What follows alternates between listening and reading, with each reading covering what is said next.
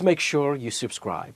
Smash that button even if we agree to disagree. So is Jesus God or not? You don't know Jesus is God in Christianity? I'm asking you for clarity. Within the divine nature, you have Father, Son, and Holy Spirit. Jesus is the Son. That's what he is in the Trinity. As you guys were talking about that everything comes from Allah, we say Father in that sense. Yes, Jesus is Father of eternity. All things are created through Jesus. David, I love this, your opinion, because it's not coming from Jesus or Paul or anybody. Read Philippians 2, it was brought up earlier. Read John chapter 1. You guys quoted the Gospel of John a bunch. Just read John chapter 1. You can start at Genesis chapter 1. If I replace the name of Father in the Bible and put Jesus, would the context still be okay and it would make sense? If you're referring to God the Father, then no, you couldn't replace that with Jesus.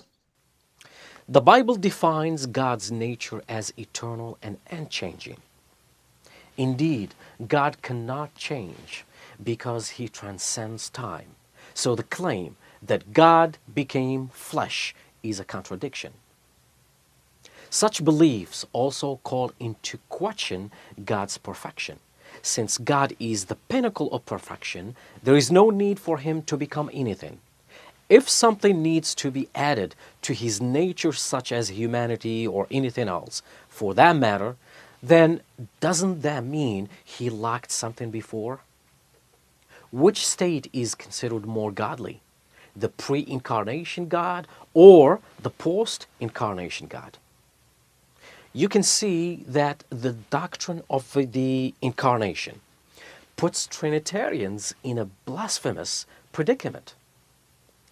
Trinitarians try to get around this problem by arguing that when God became a man, a human nature was merely added to God's existing divine nature.